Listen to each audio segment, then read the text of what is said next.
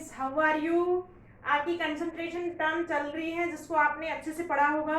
तो हमने last concentration term कौन सी देखी थी? नॉर्मेलिटी। नॉर्मेलिटी और नॉर्मेलिटी को हम किससे रिप्रेजेंट करेंगे? Capital N. और लास्ट में हमने फाइनल फॉर्मूला ऑफ नॉर्मेलिटी क्या देखा था कि नॉर्मेलिटी बराबर normality equal to weight of solute upon equivalent weight of solute into volume of solution upon 1000। इस फॉर्मूले पे बेस हम क्या करेंगे? न्यूमेरिकल करते हैं। तो देखिए हमारे पास एक क्वेश्चन है, calculate the normality of solution. Calculate the normality of solution containing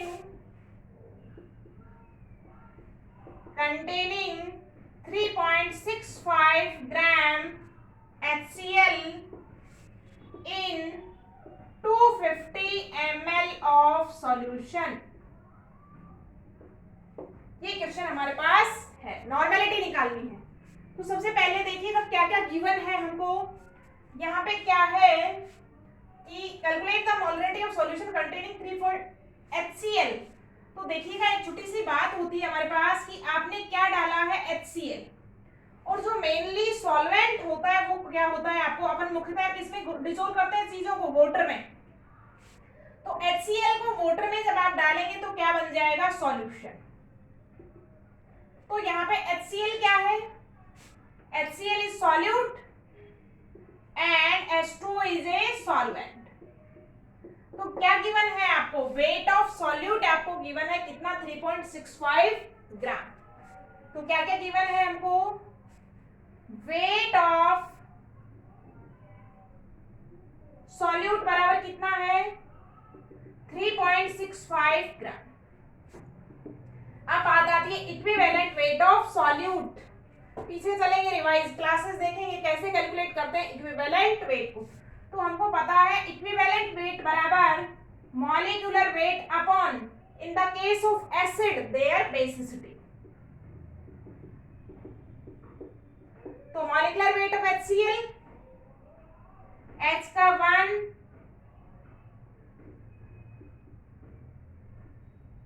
molecular weight of HCl divided by basicity कितनी है इसकी? कितने H प्लस देगा? 1। तो डिवाइडेड बाय 1 कितना होगा? 1 प्लस 35.5 कितना आ जाएगा? 36.5 ग्राम।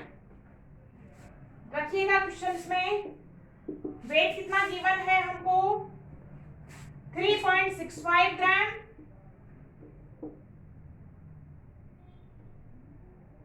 इक्विवेलेंट वेट कितना है? 36.5। सॉल्यूशन का कितना है?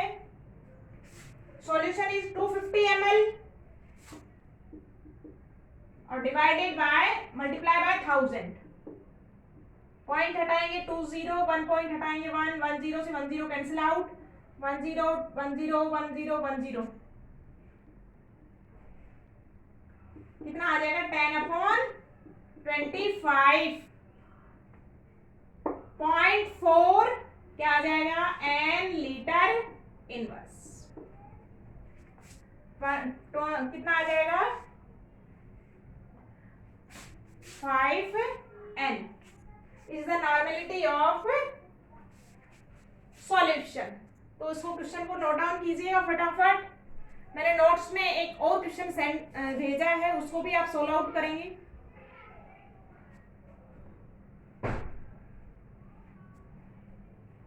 And my next concentration term is molarity. Next concentration term है हमारे पास मोलरिटी।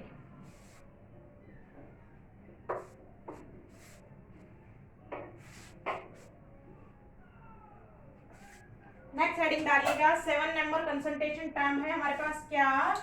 मोलरिटी। मोलैलिटी को किससे रिप्रेजेंट करेंगे? स्मॉल m से। Molality, difference between molality and molarity. दूसरी कंसंट्रेशन टर्म क्या थी हमारे पास?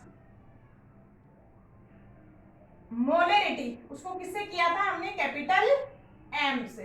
तो दोनों में डिफरेंस है ये। मोलैलिटी को क्या डिफाइन करेंगे देखिएगा, it is defined as, it is defined as the number of moles of solute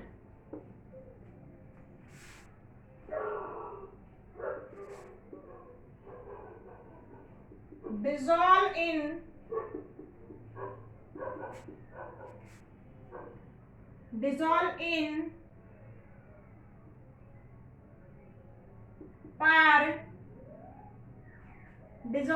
per kg या 1000 ग्राम ऑफ सॉल्वेंट।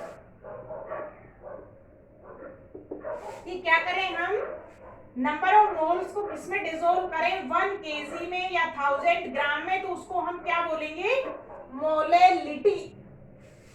फॉर्मूला क्या बन जाएगा देखिएगा,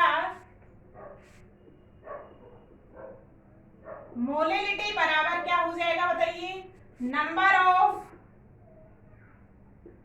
moles of solute divided by weight of solvent in kg। ये हमारा कहां से आया? According to definition. अब हमको पता है, देखिएगा, वी नो, क्या जानते हैं हम? फॉर्मूले को और एक्सपेंड करेंगे कि हम जानते हैं नंबर ऑफ मोल्स बराबर, क्या फॉर्मूला होता है? मास किसका निकाल रहे हैं? नंबर ऑफ मोल्स, तो सॉल्यूट का, तो मास भी किसका लेना होगा? Mass of solute upon molar mass of solute. इसको हम फॉर्मूले में पुट आउट करेंगे, तो फॉर्मूला क्या बनेगा देखिएगा हमारे पास। इसको हम यहां पे रखेंगे तो क्या हो जाएगा? मोलैलिटी बराबर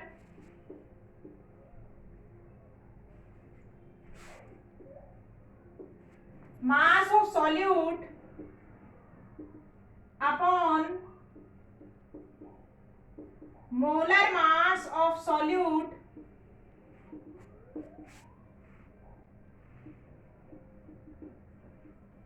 वेट ऑफ सॉल्वेंट, और अगर हम ग्राम में लेंगे तो ऊपर क्या आ जाएगा? 1000।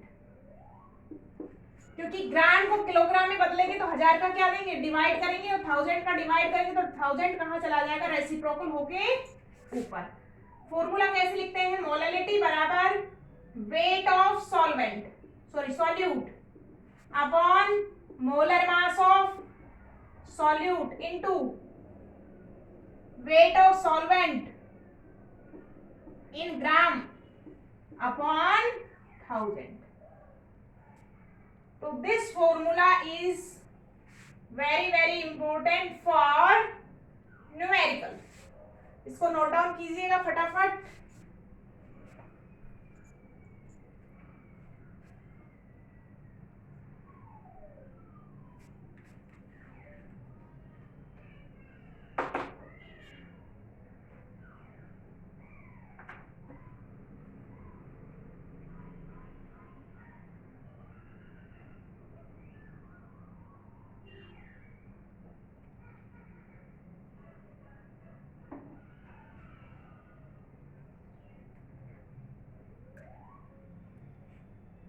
तो ये था हमारा मोलैलिटी का फॉर्मूला डेरिवेशन।